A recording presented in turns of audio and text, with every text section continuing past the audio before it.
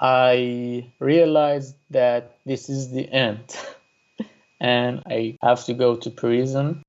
After 9 hours climbing the mountains, one of the smugglers showed us some lights and he said that is a Turkish village and we should go there. And he said, run, run toward that village. And everybody ran, even the smugglers. And I fainted. Welcome to Voices of Deconversion. We share the inspirational stories of deconversion told by former Christians who are now atheist or agnostic. Our stories remind us we're in it together. They encourage us as we discover who we are and help us to embrace who we become. Now here's Steve with today's guest.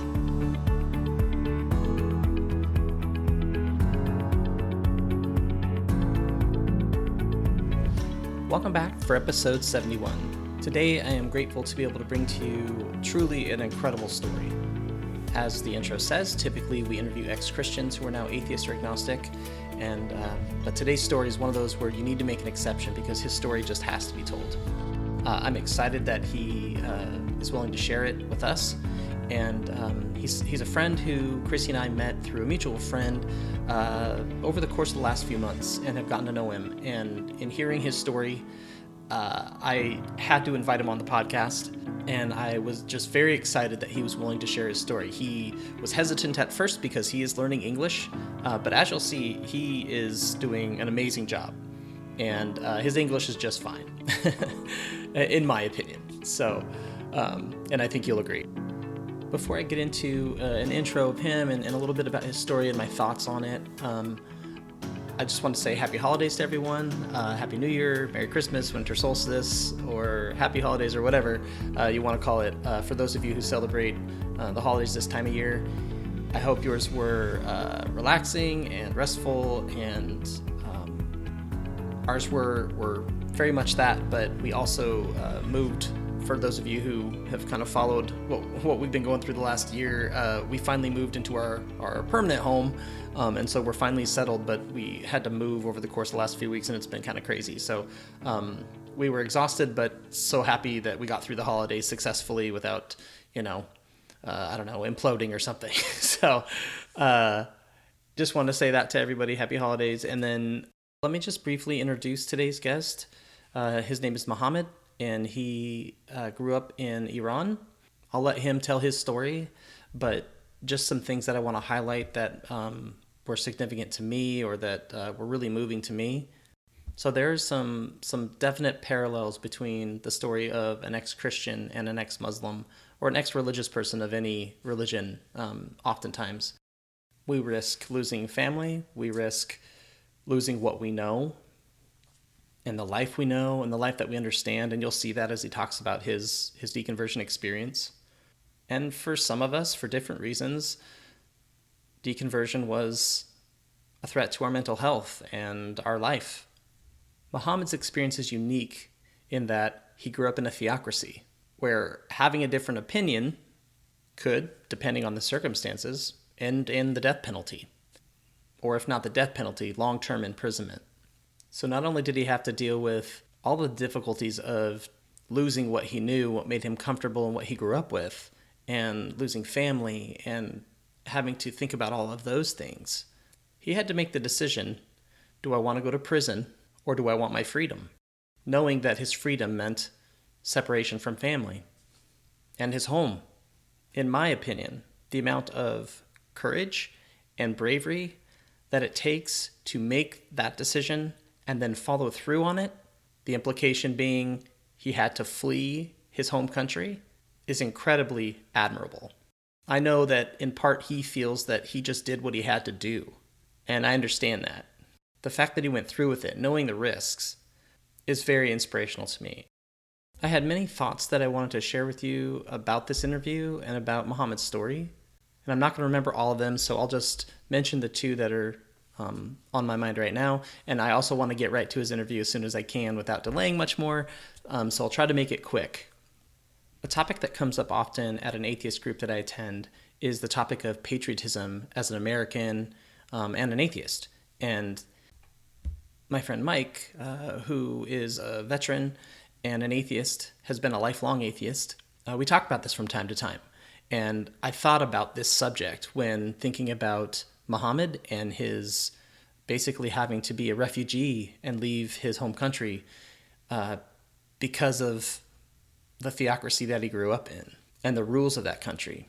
The point that comes up from time to time in our conversations is that some people in this country have taken patriotism to be their value, and almost as if it doesn't apply to everyone else who has different political views. And I think some of us on the other side of things, maybe politically, can become uncomfortable sometimes when people are talking about how proud they are of America.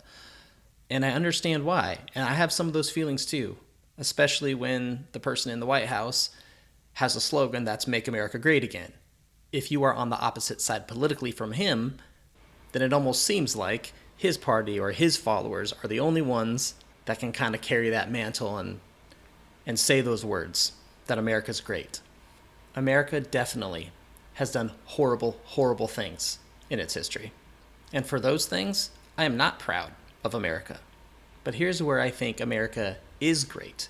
For someone like Muhammad, who doesn't have the freedom to have his own opinions or thoughts without having his life threatened, or being threatened with long-term imprisonment, or having his property taken away because of a differing viewpoint, for someone like him to just live in a place where he can be free to live his life without fear of imprisonment or death, that does make America look pretty great. And I understand that many in this country don't want to welcome people like Muhammad with open arms. But for those of us who do, for many of us, that's what's great about America. Muhammad came in 2016. I don't know if Muhammad would have been able to come after that. So what I'm proud of is that we were able to welcome him and let him start a new life. That is an amazing value of America. It may not be expressed by all Americans. It may not be the policy of all governments of America for all time. But when we act out those values of compassion, that's what I think makes America great. And that's what I'm proud of. And I think it's okay to say that, even if we strongly disagree with certain politicians, maybe even many politicians, or certain fellow citizens who think differently than we do. I think it's okay to own what we're proud of. And I'm grateful that Muhammad had a place to come when he needed it. Another thing that Muhammad mentions at the end of his interview that I thought was important to emphasize again here is that he feels it's important that people speak out against Islam.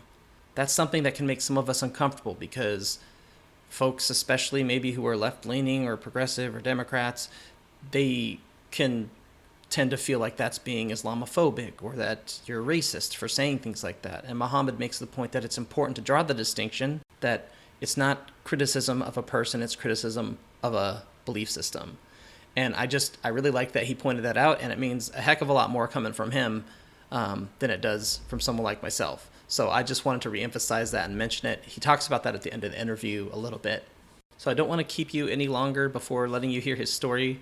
It was really an honor to be able to speak with him. I'd like to thank Muhammad for setting aside time to sit down with me and share his story today with all of us. It took a hell of a lot of courage for him to make the decision to escape his home country, leaving his family behind, leaving his home behind. And after all that his journey has taken him through, he's about 2 years away from becoming a full United States citizen. How cool is that? Okay, without any further delay, here's my interview with Muhammad. All right, I'd like to welcome Muhammad to the Voices of Deconversion podcast. Muhammad, thanks for joining me. Thank you very much. So I wanted to start, I always start my interviews with just asking if you're atheist or agnostic, but I know that you consider yourself an atheist. Yes, I do. If someone were to ask you, well, why atheist? Why not agnostic? Or why not non-religious? How would you explain why you decide to, describe your beliefs or lack of beliefs that way? Mm-hmm. First of all, if somebody asks me that about my religion in public, I will say I'm a secular person, or I don't follow any religion. Okay. So I don't like talk about that I'm an atheist or this kind of things. Yeah, that makes sense. Yeah, but atheism means a person don't believe in God. It doesn't argue about the existence of God. It's about the believing. Yeah. So I don't believe in God, but about the existence of God, it maybe exist. I don't know. Yeah. So I'm an agnostic atheist. Yeah. Yeah, That seems to be the kind of the proper way to describe that. yeah. So tell me about your upbringing. We'll kind of summarize. You have an amazing story, and so we'll try to summarize the early years, and that way we can focus on some of the stuff that happened later on. Mm-hmm. So maybe describe a little bit for the listeners what your upbringing was like, Mm-hmm. and the religion you were raised in, and what that was like growing up. I was born in Iran. Iran is a Shia majority country. So my family were and are Shia Muslims. I was practicing Shia Muslim until age 21. Okay. There is no clue in Iran for having doubts because we have a strong censorship. The government censored everything, newspapers, books. We have government-run TV, government-run radios, and most of websites are blocked in Iran. At that time, I was interested to reading the book, a novel by Salman Rushdie, Yeah. the Satanic verses, because the Satanic verses was published in 1988, and that novel inspired in part by the life of Muhammad. And in February 1989, Ayatollah Khomeini, the leader of Iran, issued a fatwa calling for Rushdie's death. In 1989, you said? Yeah, in Okay. 1989. And every year the Iranian government had an anniversary for that fatwa. Oh my Uh, goodness, really? yeah, and Like they a talk about it, and they praise Khomeini for that fatwa. And I got curious about that book. And that's how you heard about it? yes, I heard about it on TV, Iranian TV. So because the government was so yeah, because they're so against it, it actually had the opposite effect on you. Yeah, Made you curious. yeah. And I use an anti-censor software to bypass the internet. And when I searched for that book, I found a website, a Persian language website. It was against Islam and pro-atheism and everything. And I said to myself that my religion is a perfect religion and there is no problem, so nothing would happen. Yeah, you're not doubting at this point. You're just curious about his book. Yeah. And what made you curious about his book? What interested you about it? I really don't know. I wanted to read that book and wanted to know what he wrote in that book. Was could it be just that the government was making such a big deal of it that Yeah, that's what was interesting? You yeah, wanted to yeah, see what all the excitement was about. yeah. Yes, it was. Okay. Yeah. And eventually, I didn't read that book. At that time, I started to read articles and other books. I found out Persian writers wrote a lot of books and articles about Islam, against Islam. Okay. And I found out articles about God and miracles and other things about religion and God. Yeah. And this is about the age of 21? Yeah, 21. Okay. And it was a very hard time for me. After a while, I couldn't say my prayers, and I tried a lot, but I couldn't. And I couldn't talk with others about this issue. And after a while, I joined online forum, and there was other atheists on that website. Okay.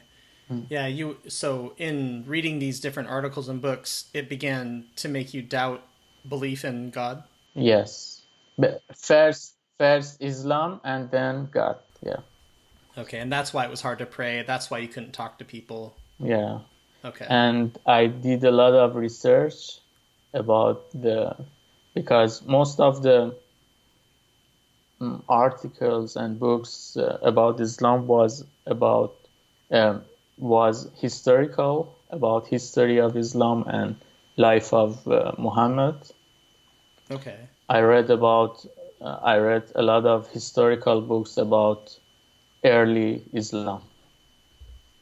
Okay. So you were learning the history of the religion. Yeah, because in school they taught us history of Islam, but they cherry pick the history.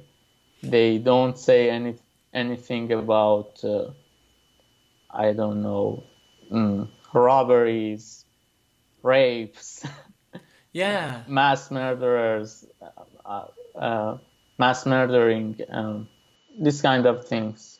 They they they say just the good and nice parts. Yeah, That's like a lot of churches around here. yeah, Yeah, just the happy things. You don't learn all the yeah, bad stuff. yeah. Okay, so and that was about the age of 21. When would you say you stopped believing in God then through this process? I think after 4 or 5 months. That's fast. Yeah, So you were still around the age of 21 when you just didn't believe anymore. yeah, Okay. yeah. It happened very fast. So you are 21 years old.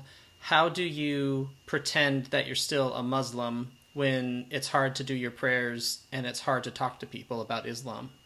How do you pretend Hmm. and not bring attention to yourself? Among your friends and other people, it's normal in Iran that you don't say your prayers. But I mean, maybe 50% of Iranians don't say prayers. Meaning the 5 times a day prayers? Or just Yes, don't? yes, they don't completely. They don't Okay. say prayers. Okay. And but when I was with my family, I had to pretend that I say my prayers and I fast. Okay. So you went along with it as if you were still Muslim. Yeah, yeah. I thought that I had no choice because if I say something, it would hurt them, and I wasn't sure about their reaction, and Right. Well, it makes sense that you wouldn't say something, especially in your country, and especially because of what happened to you later. yeah, I understand why people would be secret and quiet about it. yeah. Yeah, it made me more conservative about this issue. You just didn't want to talk about it as Yeah, much. Yeah. yeah. Okay. So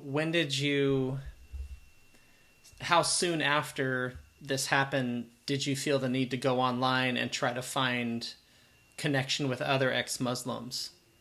I started to go to that website. Right now, it's unavailable. This I was going to website. ask. Yeah, Okay. its name was goftegu.com. It means conversation, something like that. Conversation.com. Yeah, and all of us had pseudonyms, and we talked about everything, about God, about religion, every religion. And when I turned to 22, I wrote my first essay or article, yeah, for another website. Its name was zandik.com. Okay. Zandik means infidel. Infidel? Yeah, yeah. So that's a And pretty bold. That one, they're not hiding very much if that's their yeah, website name. Yeah. yeah, but all of us used pseudonyms. Were you still, even though you used a pseudonym, were you afraid? Was anyone else afraid you might get caught? Yes, we were careful about our security and about our real identity. Okay. Yeah, and we used VPN for bypass the internet and hide our IP. Okay. Yeah, otherwise they could track it to your location, couldn't they? Yeah, and Yeah. they didn't say anything about our personal life, this kind of things. Yeah. Yeah, like I'm going to visit my brother in Tehran or something like that. Yeah, Yeah, okay. yeah, yeah. And yes, and when I wrote that essay, the the owner of the website liked it, and he encouraged me to write more for that website. Yeah, Zandik.com? Okay. Zandik. And is that one still in existence? Yes, It's yes, based in the UK, is that right? I think so. Okay, so it's outside of Iran, which is Yes, probably why it can and exist. yeah, and the owner is outside of Iran, and the Iranian government couldn't find out his identity Okay, that's good. so far. So far, I know. Yeah, It's just so scary. yeah, So these forums, I'm assuming, are places where you can write your opinions out, or you can share information, and you can just have camaraderie or some sort of a community online, yeah, so that you feel like you're connected with others of yeah, similar like mind. yeah, yeah. And we we were very interested to spread these kind of materials. I mean, anti-religion materials, because we thought that it help it would help Iranians both in religious way and political way, because we have a theocracy in Iran, and everything is based on Islam. It was both about religion and about politics. How would you spread the word? How would you spread the word when you're Yeah. having to be so secret?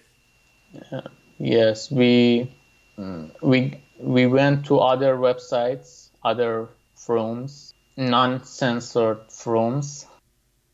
Not what was that word? Non-censored. the websites that was available inside Iran. Okay. Gotcha. So you'd go to those websites and post things? Yeah, post things, and we used the social media to spread the articles, books. Wow. Yeah, That's pretty this is probably not the best word, but that seems like an aggressive way yeah, to try to yeah, you guys were really trying to reach people. yeah. And there is a website. It's available now.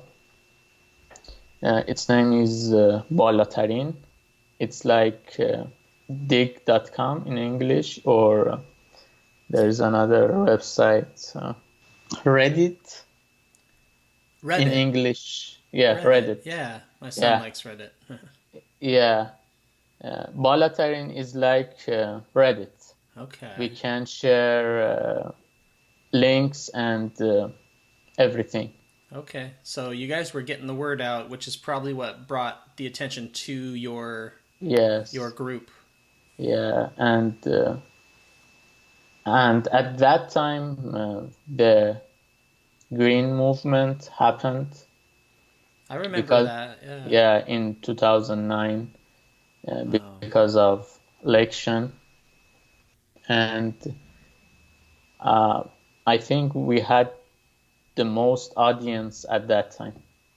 Yeah. Wow. So how did you ever find out how they caught you? I have several ideas, but I'm Yeah. not sure.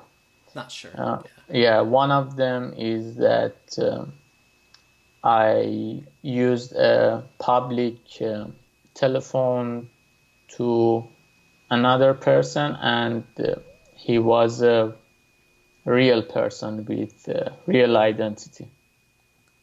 And I thought that uh, some cameras over there catch my face, or some cameras from banks or somewhere else. Yeah. Okay. And you were talking about like religious things that you shouldn't have been? Yeah. Okay. Yeah. So that might be how. Yeah. Yeah. He was a real person with real identity, and he wrote a book, and I got his permission to publish his book on our website. Ah. Okay. Yeah. Wow. Okay, so how you said you were arrested on the streets, right? Yeah. So describe how that went down. They couldn't catch me for 3 years, more than 3 years. Okay. And then they arrested me on the street. Um, Somebody attacked me from behind and banged my head on the ground.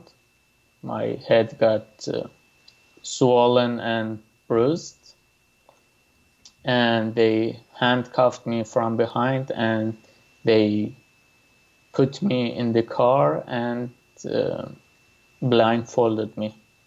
Wow. Did you know immediately what it was about? Yes, I knew, but I pretended that I don't know. And when they started interrogating me, their first question was, "What is your pseudonym?" And I Interesting. realized that they knew everything. Yeah.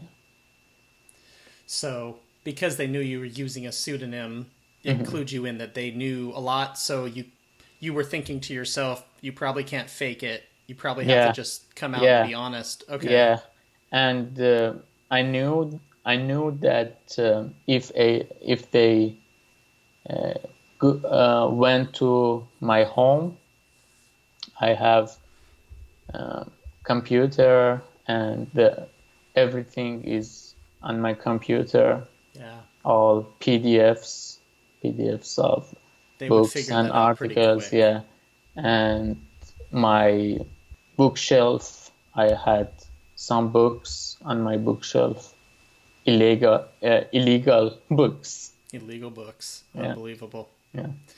So,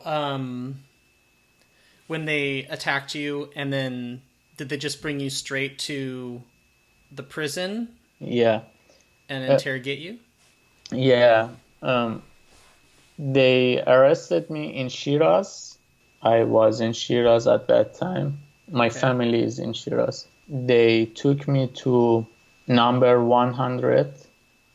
It's a name for the Intelligence Ministry House of Detention.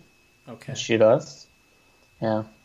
And they gave me a set of clothes all the time from first day to last day. I was blindfolded. How much? So they kept you blindfolded from the time that they captured you for how long? When they called me and brought me out of the cell, I should be blindfolded. Oh. Yeah. Okay. So they keep you blindfolded when you come out of the cell. Yeah. Okay. But when they let you get dressed, they took the blindfold off so you could put on the jail clothes? Yes. Yeah. Okay. Yeah. And did they immediately, after you got in jail clothes, then what happened? I was in Shiraz for 4 days, and after that they transferred me to Tehran, to the Evin Ward 209, and in the first week they interrogated me on daily basis, and after that week they interrogated me every week. Okay, so for the first week in Tehran, they interrogated you for how long every day? Every day 3 or 4 hours. Wow. Can you describe what an interrogation was like, or maybe what the worst one was? Every day they told me, we will hang you. Once they threatened my family, especially my sister. They said, we can arrest your family, your sister. You should confess about everything. And they wanted the identity of other users on that website that I didn't have.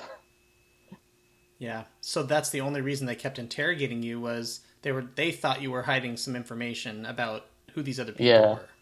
But I knew nothing, because all of us used pseudonym. I mean, how can you convince them in that scenario to believe you if you're trying to be honest, but they're always going to think that you're hiding information. And some of the time, if you're a prisoner, you might hide that. So, I mean, what's going through your head? Like, how do I convince them, I really don't know. They got all my emails and usernames from every website, all my passwords, and they checked everything, and they put me under pressure for the first months. I was in solitary confinement for 27 days. Describe what that's like. That cell was about 64 square feet, and I had a stand wash. But this cell and other cells, when they transferred me to 4-person cells, the cells were the same. Meaning the cells you went to looked the same as the solitary confinement cell? Yeah. Was it just like 64 square feet? Yeah, that is small. It's all walled in.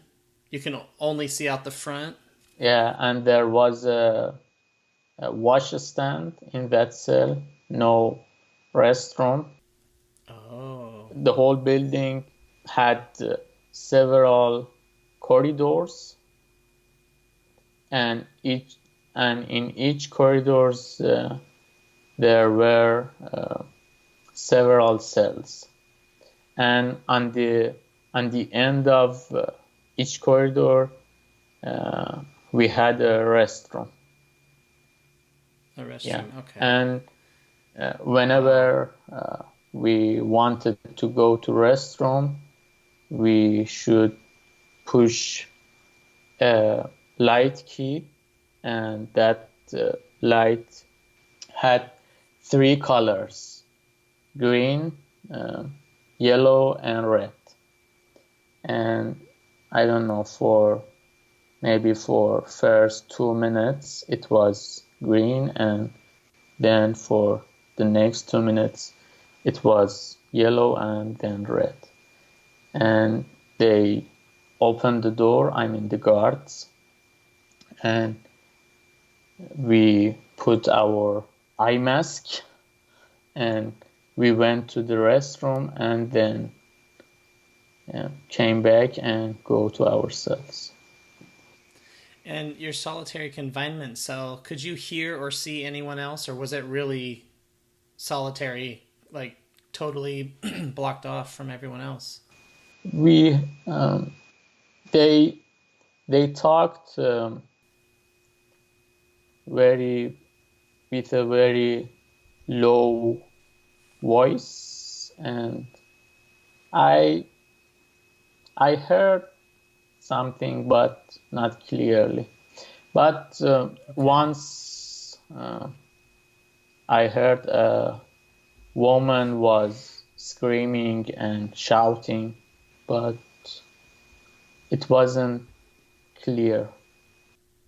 Wasn't clear. So, so you said that the first the first week it was daily for several hours of interrogation. And during those interrogations, was it only verbal threats, or were they physically violent with you? No, it was verbally. Yeah, Verbally. I should say this: it depends on your interrogator. Some interrogators beat the person, and fortunately this one didn't beat me. So then after the initial week, you said every week they would take you in to interrogate you for, I assume, 3 to 4 hours. And was it the same routine, same questions? Yeah, every for time? the first week it was the same question, and then they printed out all my all my papers, PDFs, in my computer, and I should sign all of them, and wrote that this article or this paper or this book belongs to me. Why would they make you do that? Why would you sign it? Because they already knew it was from you, right?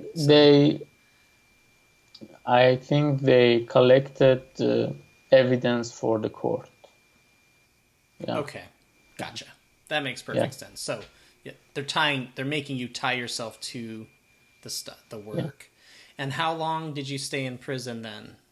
Then they changed my cell, and I went to a 4-person cell with 3 other people, and I was there totally for 3 months.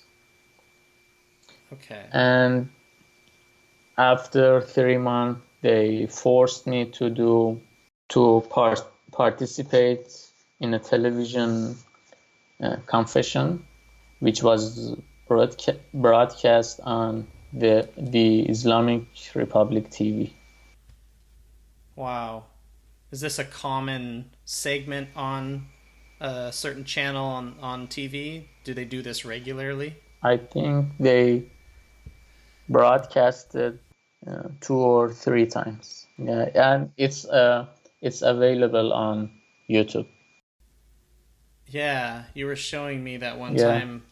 They blank out your face, and then they basically make you confess to all these bad yeah, things. yeah, and they forced us to say that we cooperated with uh, Zionists, with Israeli government. I don't know, the Western countries,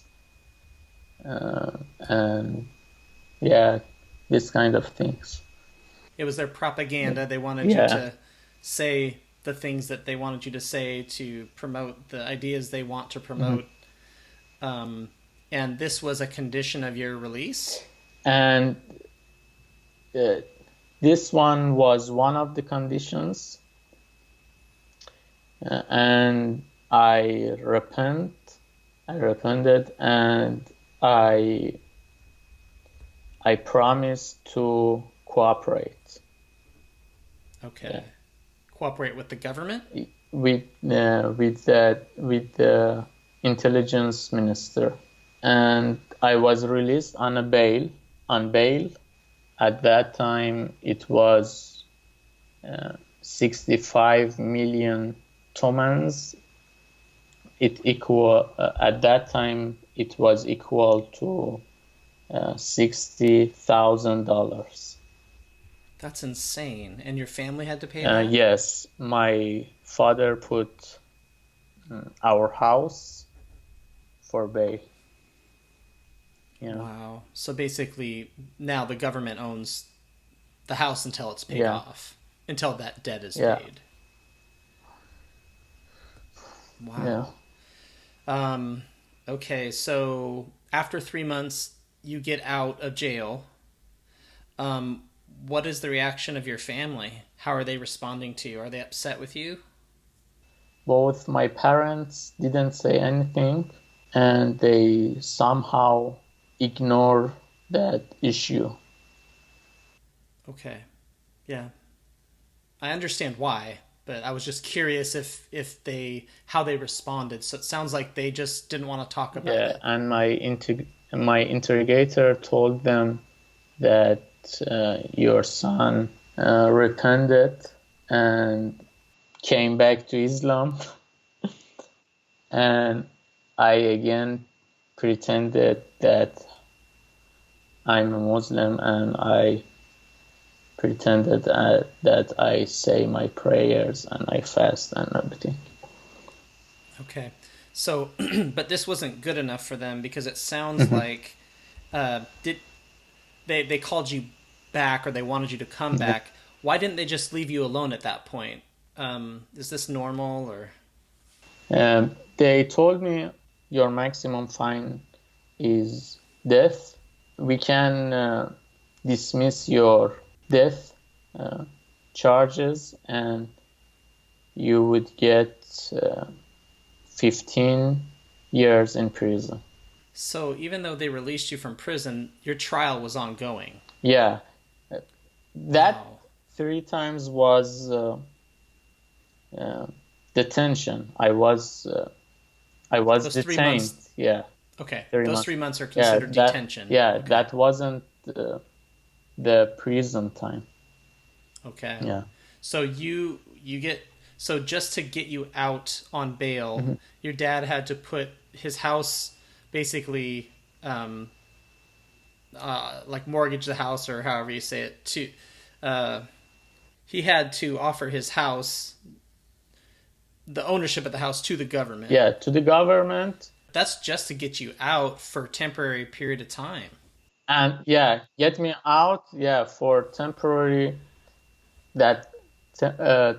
situation, and if I if I escape the country, they confiscate the house. Wow. Let me uh, tell you another thing.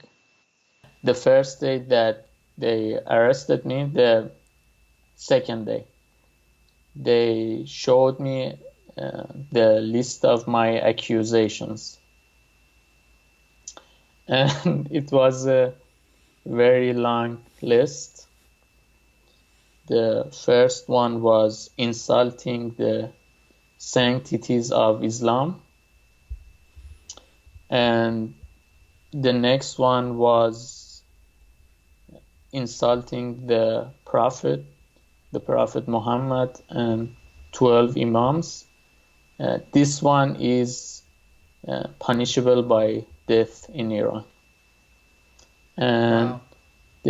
The other one was producing and disturbing heretic materials.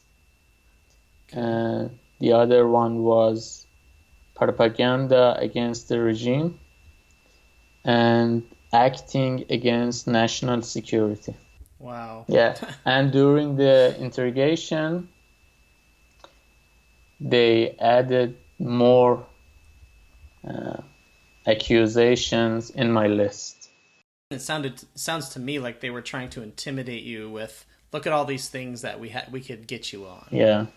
You can be in trouble for all these things. So what happened next once your dad brought you home? Yes, I got home and I pretend I'm Muslim again, and they called me and they told me you should make another pseudonym and you make a blog and write on the web. The government told you to do that? Yeah. And at that time, both websites were unavailable. The owner found out that we arrested, and he shut down both websites.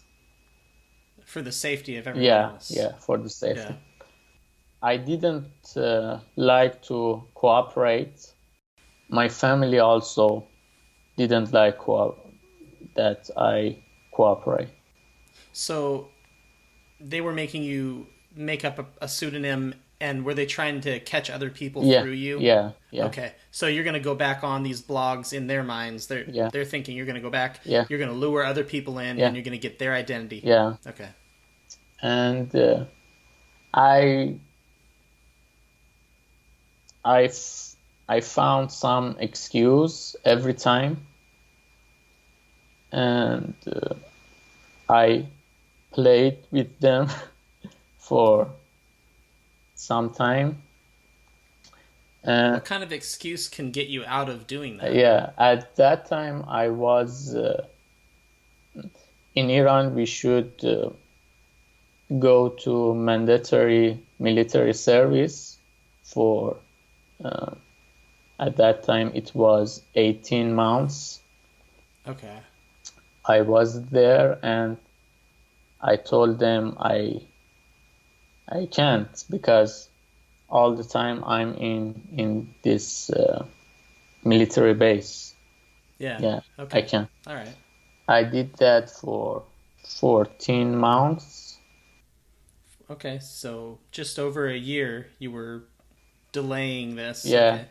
And then one morning I woke up and I saw that one of my mother's eyes is red.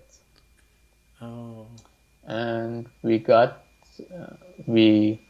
took her to the doctor, and the doctor said it happened because of pressure, because of stress. Yeah. Okay. Yeah. And the next time they called me, I told them I won't cooperate anymore. I won't cooperate, and I prefer to go to prison. And the minimum sentence was 15 years. Yeah.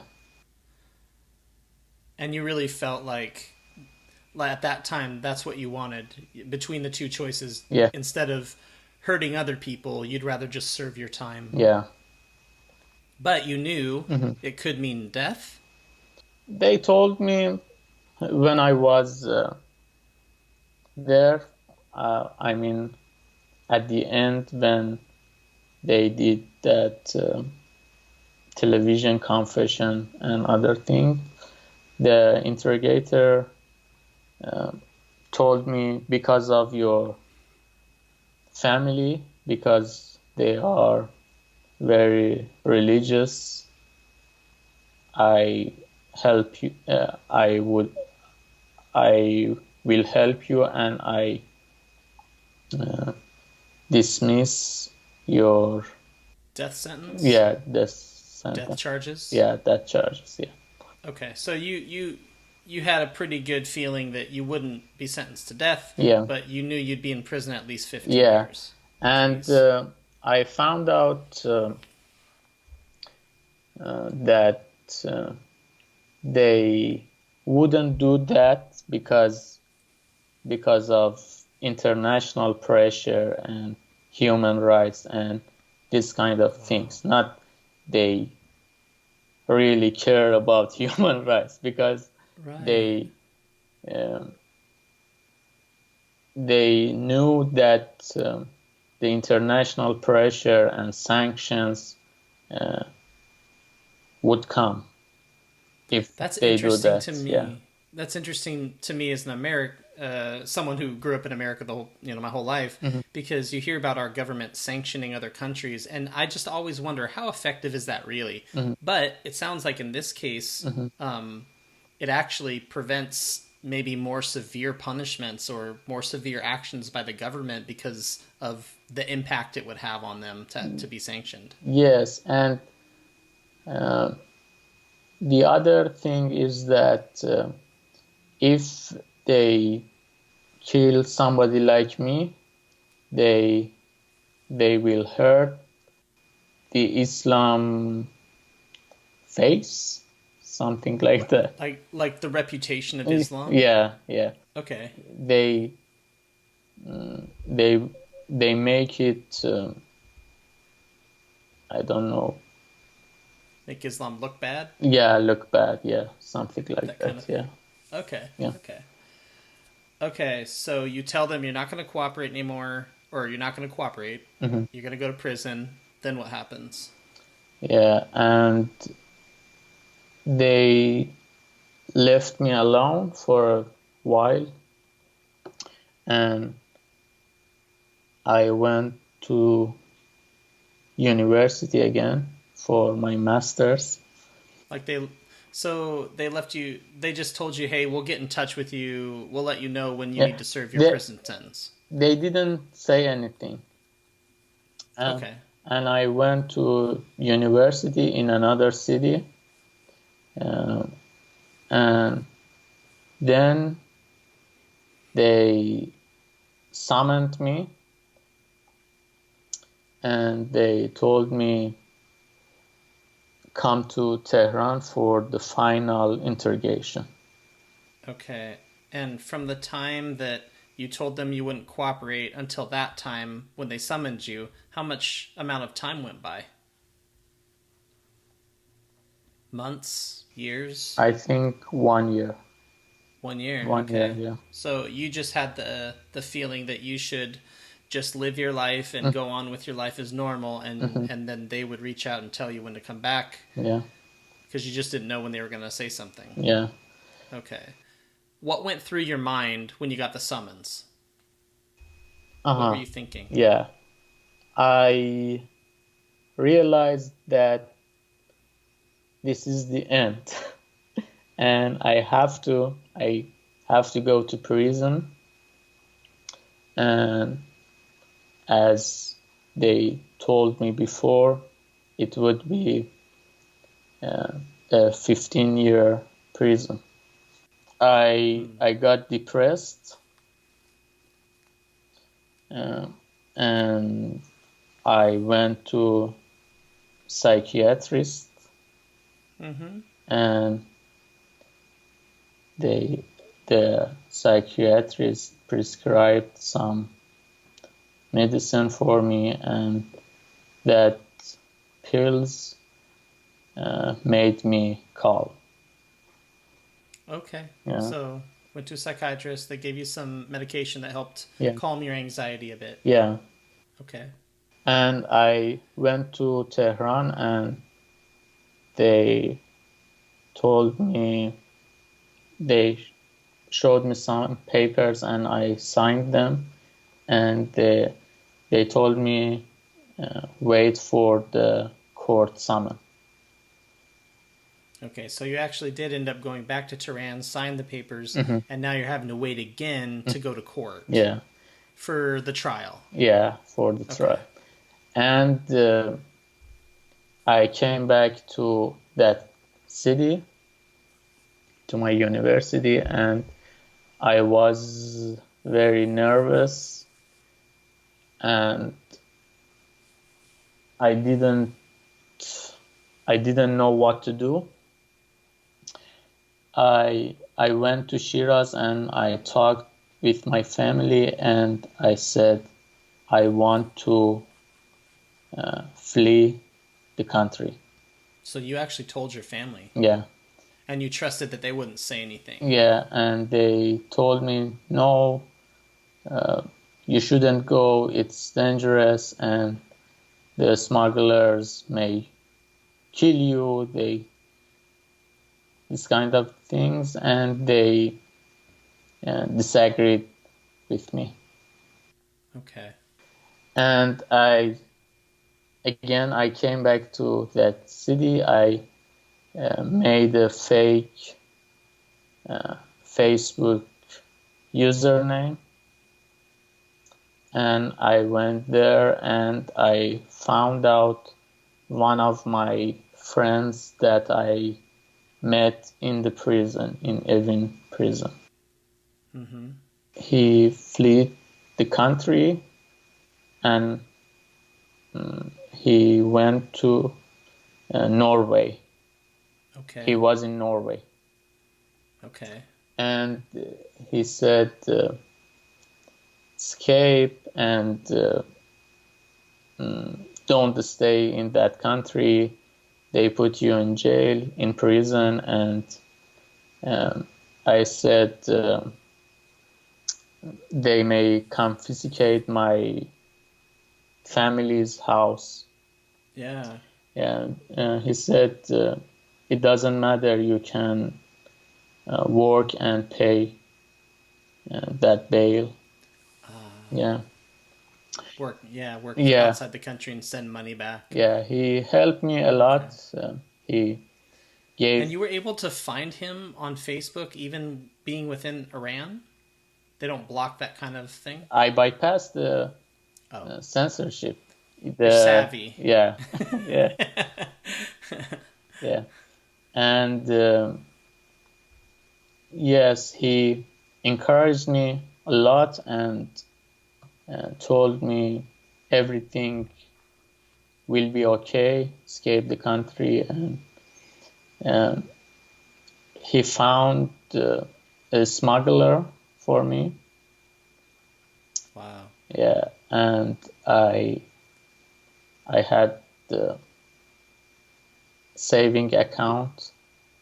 I take out all the money, and that city was, the city I was in there was in southeast of Iran. Oh, so that's furthest away from Turkey. Yeah, it's near Pakistan. Okay. And wow. I went by bus to northwest of the country. Okay. How long is that bus ride? It's 24 hours to Tehran, and then from Tehran to that city is about 8 hours. Okay, so Yeah. Well, yeah, It day and was a a half. long ride. Yeah, wow. Yeah. And I arrived there and I uh, got in touch with the smuggler, and they again uh, picked picked me up and took me to a village near border, and they told me it's a 30 minutes walk, but it was about 8 or 9 hours mountain climbing. You're kidding. No. Wow. And it was in January. No kidding. Uh, Everywhere was white because of the snow and ice. And we started to walk to climb the mountain after sunset. Okay. Oh my gosh. So it's freezing cold. Yeah, So I assume you've bundled up and you're in a lot of warm clothes before you head yeah. out. But Yeah. I had some problems. Those medications weakened me. Yeah, weakened me, Oh, yeah. Okay. and I was on bus for more than 30 hours, and I didn't have enough rest and food. Okay. So we climbed the mountain very hard. And Now, after, so you said you set out after sunset, yeah, and it was just you and one other no, person who was no, the no, smuggler? no. There were about 30 people. All Wow, of that's amazing. them were from Afghanistan. No way. So you were the only one from Iran. Yeah, and Wow. the first smuggler, because it was a network of smugglers. Okay. Every smuggler gave me to another one, and Okay. like this, a chain of That smugglers. weren't you worried that with a group of 30 people that you might get easily caught because there's so many of you? Um, I didn't care about anything at that time. That makes sense. That was Yeah, kind of a stupid question. At that point, you're fleeing for your life, yeah, so yeah. I was just And curious. Yeah. and the first smuggler told me, cut your hairs, and first you say that you are Afghan, and if they found out that you are Iranian, tell them that you are fleeing from mandatory military service. Don't don't say anything about your case and your problem. Right. They Be- they want if the Iran government catches you, they want them to think it's something yeah, stupid like, "Oh, I just don't want to serve in the military," rather than yeah, I could be sentenced to death or have 15 years in yeah, prison for this because for insulting the it's prophet. very risky for them, and they won't do this kind of things. And if they do, they want more money, a How lot much more. does it cost? At that time, I paid 3 million tomans. That is about $2,000. Okay. Yeah, Yeah, it's a lot. yeah. And after 9 hours climbing the mountains, one of the smugglers showed us some lights, and he said that is a border station, Turkish border station, and uh, he showed us some other lights, and he said that is a Turkish village, and we should go there. And he said, run, run toward that village. And everybody ran, Was it men, women, and children, or just men? all men. All men. Yeah. Okay. And everybody ran, even the smugglers. And I fainted. Oh. Yeah. How far was the run from the point where you started running to the village? I don't know, maybe a mile. A mile. So you were fairly close. Yeah, but I don't have energy. I didn't have energy. Okay, so you Yeah. faint. Yeah, I faint. Oh my goodness. And I fell in the snow. Okay. And at that time my brain was working, but I couldn't move my hands and legs. Oh wow. Yeah. Because That's terrifying. yeah, the only thing that I wanted at that moment, I wanted to sleep. And You were feeling very, very tired, yeah, and you just felt like falling asleep. You were so sleepy. yeah, and I fell asleep. And when when I opened my eyes, I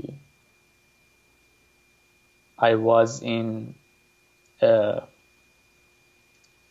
room in that village. Two men were robbing my body, and another man was giving me tea, hot tea. Okay. The Turkish village? Yeah, Turkish village. So you fainted, and some amazing people picked you up. Those smugglers, I ran think they count the people, and they found out one of them is missed. Okay. Yeah. So they go back and they get you. Yeah, they carried you me. across. Yeah, they carried me to the village, and they changed my clothes because all of them were wet or frozen. Yeah. Yeah, and tip of my fingers went black. But I don't know the proper word for that. Maybe like hypothermia, like you're I don't know if that's the right term either, but you're I mean you would have froze to death. Yeah. Yeah. Yeah. So no circulation in your fingers. They're going numb and black. Yeah, black. It was there were like wood, dry and black, tip of my fingers. Yeah. Oh, it's horrible. Yeah, and they changed my clothes and gave me hot tea and rubbed my body. They were rubbing your body to warm you up. Yeah. Yeah. And then I slept there for that night. And the next day they sent me to Ankara, the capital of Turkey, by bus, and I went to the UN.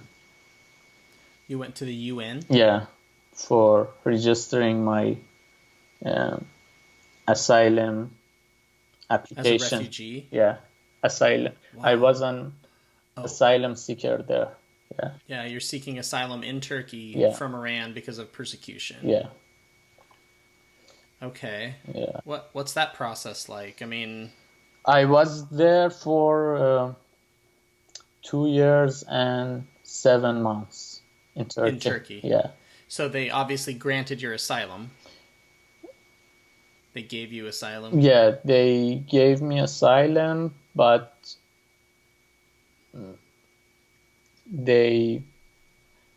you stay there, and after a long process,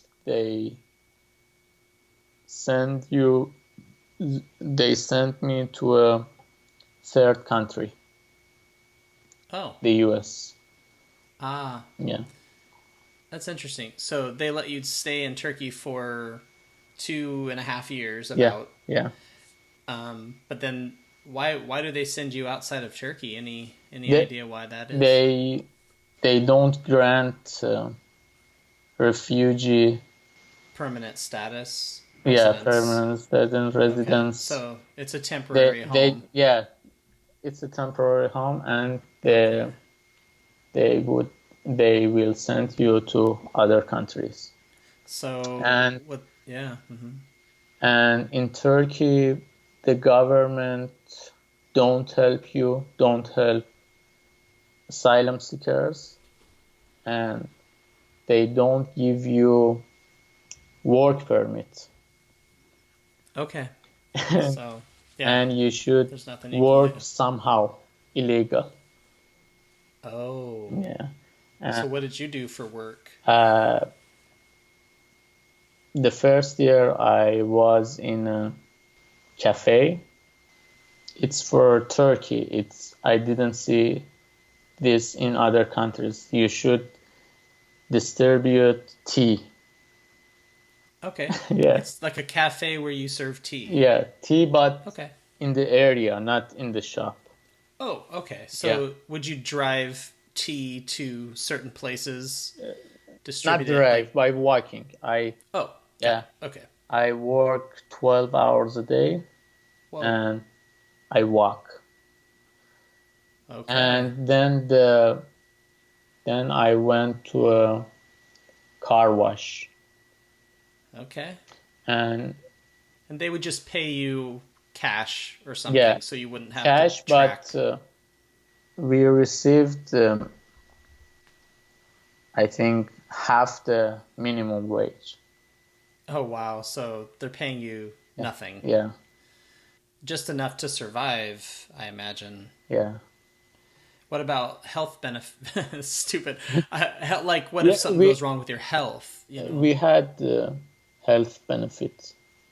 Oh, you did, even though Yeah, it was not official. yeah. Okay, But that's but good. we didn't have work permits, and I think the UN pay for, I think, health benefit and these things to the Turkish government. Okay, interesting. All right, so you work. Okay, and then they've basically forced you to leave, and they picked what country you got to go to. At that time, only the US took refugee. Really? Yeah, and just the US. Okay, so at that point, that's who was taking Yeah, refugees from US. Yeah. Turkey, But or for example, 1 year before that time, uh, Canada and Australia were also okay, picking the refugees. okay, so it's just some kind of selection system that they have, Yeah. and it was picked for you to go to the United States. And what was your opinion of that? How were you feeling about going to the United States? At that time, I didn't know anything about the US, and I didn't have any opinion. Okay, And my main purpose was that I get out the Turkey, because yeah, I didn't have any rights there. that makes perfect sense. Yeah. Yeah. So what year was it that you flew from Turkey to the U.S.? How long ago? 2016, I guess. Wow. You know, I'm imagining that you're lucky that you got out then because of Trump. Yeah. Yeah. I mean, it makes me so mad when I think about your situation and that someone like yourself who's done nothing wrong and is just trying to think for themselves would be prevented from coming to our country. Yeah. I just can't. It just makes me so fresh, so mad just to hear that. But I'm so happy for you that you got out when you did. And did they pick what state you go to, or did they just fly you to an airport and then you just figure it out? Or no, I found. And is that okay to talk about on the podcast? I mean, this kind of thing. Yeah, I found a friend. One of my friends came earlier than me, and Okay. he came to the Washington State, and Oh, okay. I chose Washington State. Because you knew him. Yeah. And was he a friend from the forums, or No, was he just no. a friend who left for a different reason? We met in Turkey. Gotcha. Okay. So he's from Turkey. Okay, that makes sense. You'd come to a place where you know somebody. Yeah. Okay, and that was 2016, and it sounds like you were able to find a pretty good job here? Yeah. Okay. Because I had a bachelor degree in mechanical engineering, Okay. but I can't use it because I should evaluate it. And but I know about machinery and these kind of things, and I find a pretty good job. That's really wonderful. So your status right now, so then are you just considered do you have like a work permit here? Is that how that works? I'm a permanent resident right now, and I have a green card. Okay. And after 2 more years I will be citizen. Wow. Yeah. So is there any threat that you'd ever be deported? Like sent back to Turkey at all, or No, I'm a because you're a permanent resident? everything is legal. Yeah. Yeah. Yeah. I don't know how that process works, so that's probably a really ignorant question. The process is this.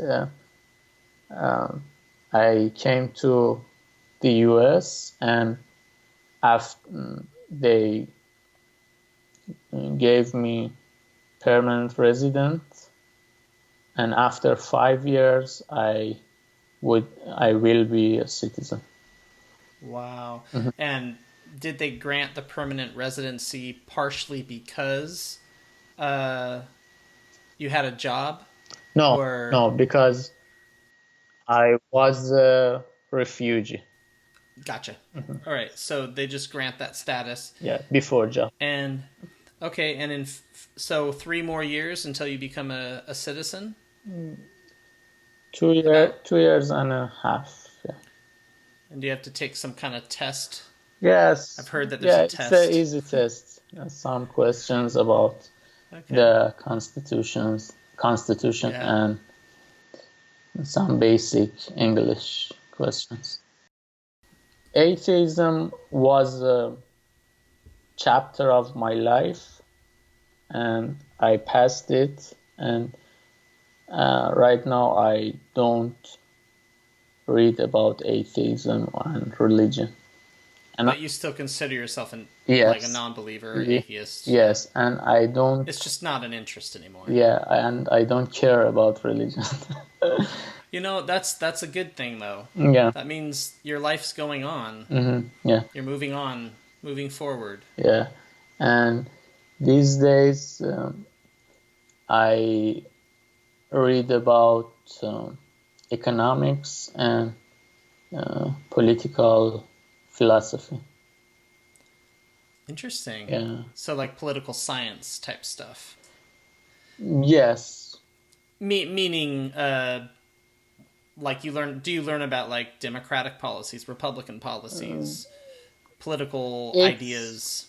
yes, but in the, I think, higher level, about their ideology, not about Okay. the policies.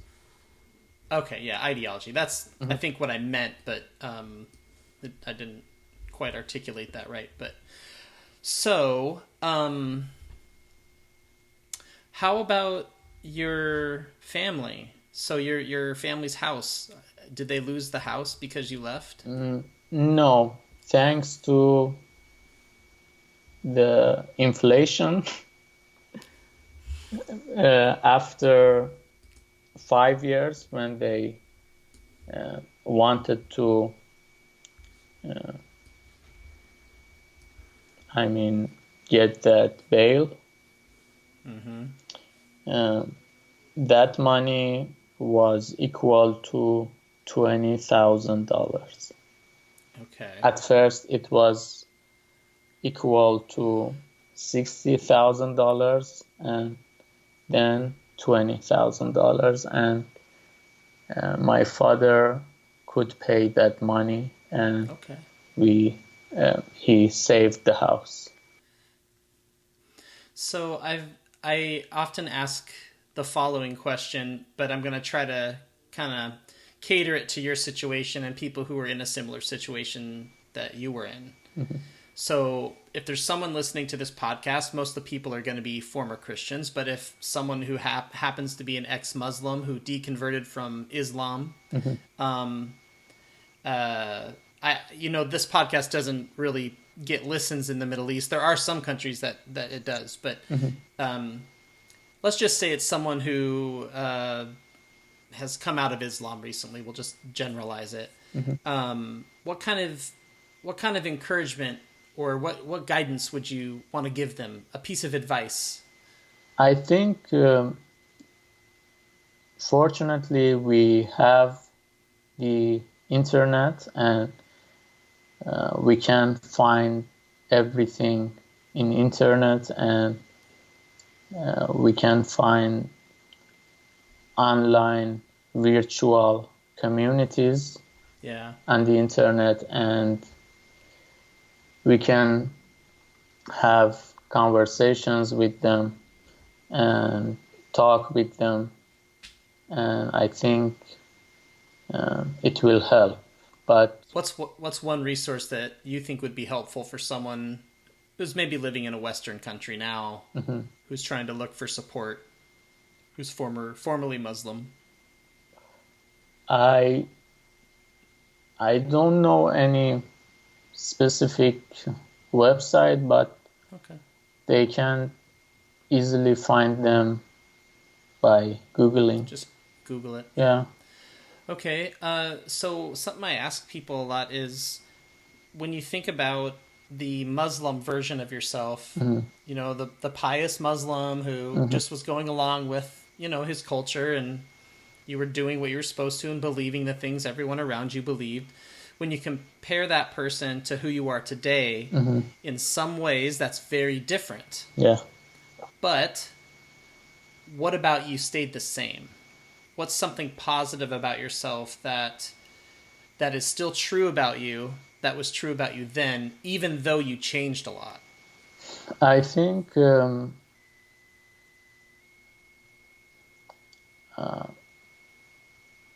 even at that time when I was Muslim, I was uh, I was an open-minded person, and if I wasn't open-minded, I wouldn't read those websites. Yeah. And the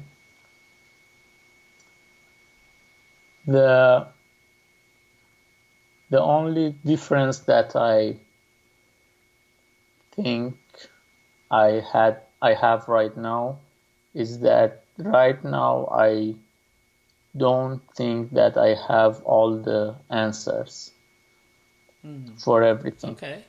But at Yeah. that moment, I was understanding everything with my religion and interpreting everything with my religion. Yeah.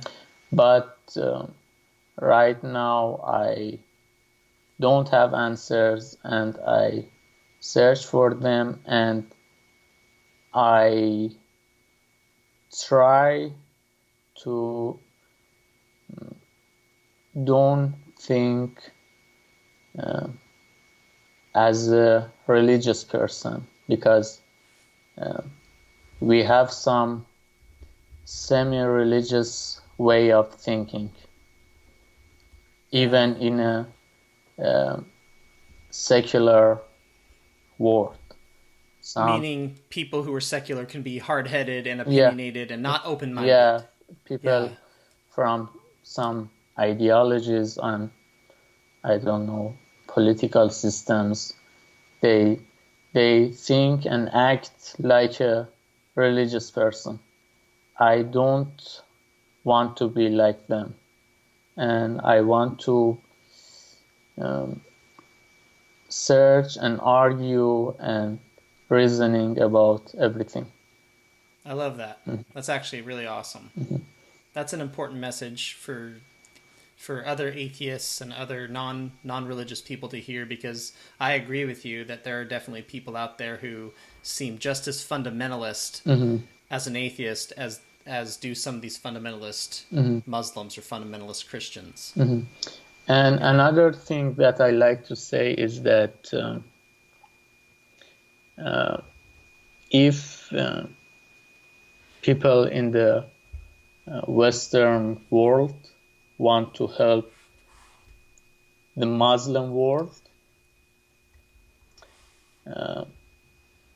it's I think they should allow ex-Muslims or atheists to criticize Islam. Don't label them with I don't know, Islamophobia and racism and this kind of things. We can respect Muslims as a human being, and we can defend their rights, but at the same time we can criticize Islam. I don't think there is any conflict between them. I think that's a really important message, because especially I think people who listen to this podcast tend to be a little bit more progressive leaning. Not all of them, and that's fine. But I have a lot of guests on who tend to vote Democrat, or they consider themselves liberal. And I think one thing that liberals really pride themselves on, or Democrats pride themselves on, is tolerance, right? So this idea that we're going to tolerate all religions, or people of no religion. And so if someone criticizes a religion, I have seen in liberal communities a lot of blowback for that, or a lot of pushback from Democrats or from progressives. Yeah. Because they feel like, oh, you're, like you said, they're being racist because, you're Islamophobic. But I think what you said is so important, and it means way more coming from you because you were Muslim and you come from a Muslim country. Yeah. And I think that's such a great message to say. It's important to help other Muslims. It's important to criticize Islam while also respecting the human beings that are Muslim at the time. You can do both. Yeah. Is what you're saying. Yeah. And I think that's great. I think everybody isn't brave enough to criticize Islam, and if somebody do that, we should support him or her. Okay. Yeah. So for those people out there who are on these websites or promoting, helping criticize Islam, or helping to open dialogue between Muslims and non-Muslims, that you're just saying to help support those people, whoever they are, those organizations that are doing that. Yeah, and if you don't support them, don't label them.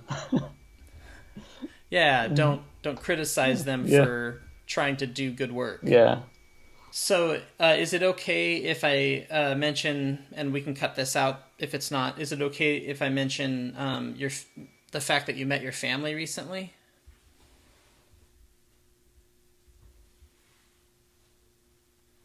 There's no problem. I went.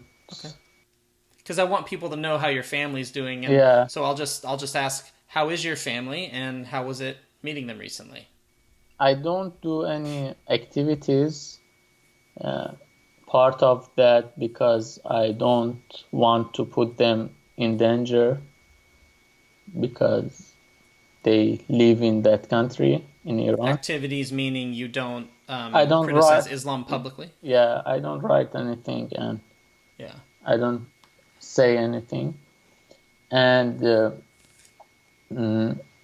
my mother don't care about that. I'm I'm a Religious? non-religious person, Yeah. but my father is sad about that, and he is disappointed in me, but he doesn't say anything. So you still have a relationship? Yeah, I have a relationship with them, and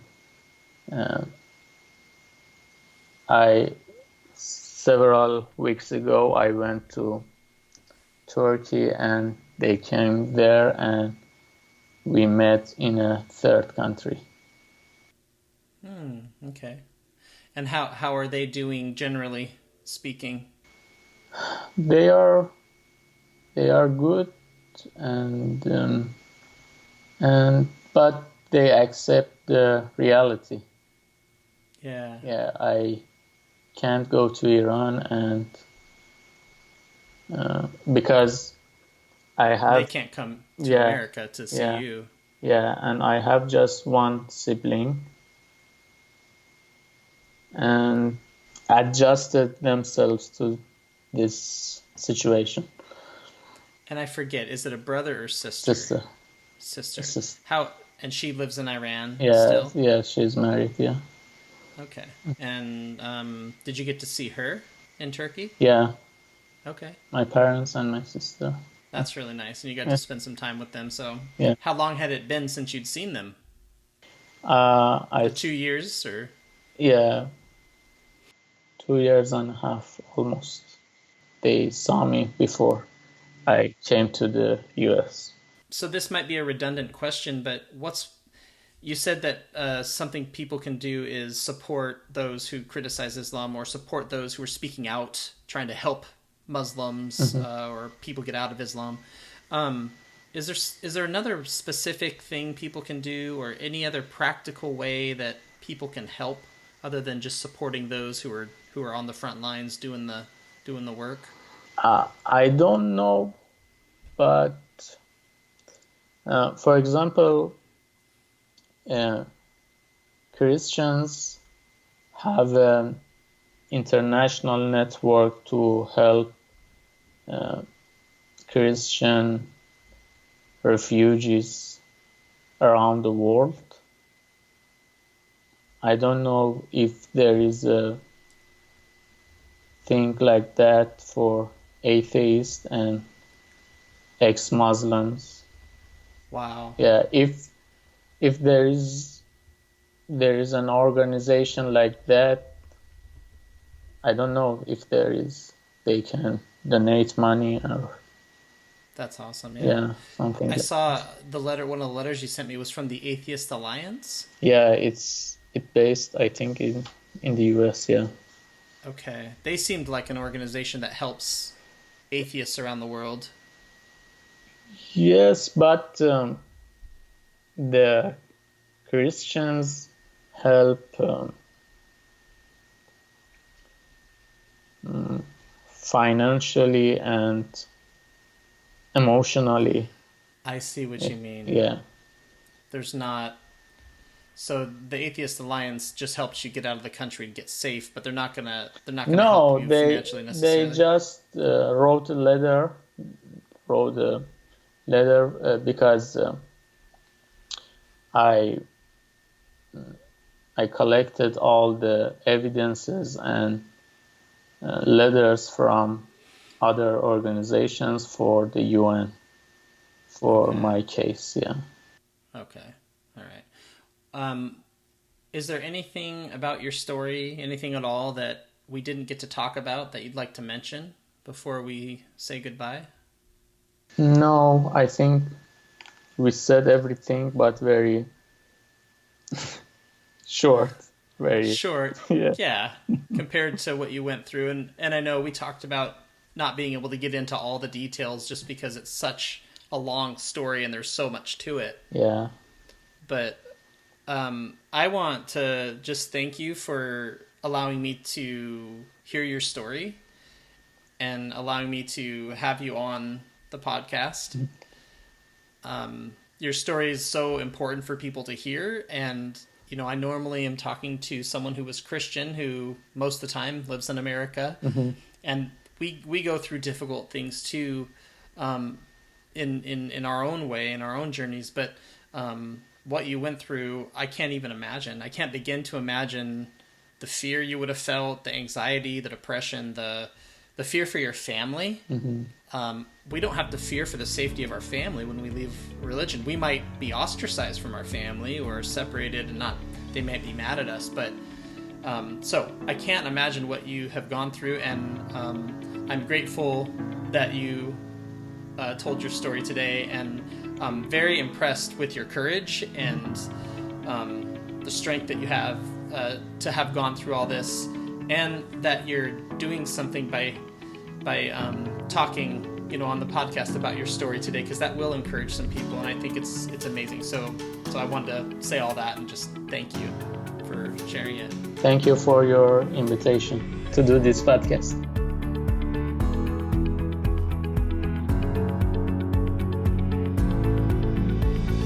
Thanks for listening to Voices of Deconversion. Be sure to join us next time by subscribing to the podcast.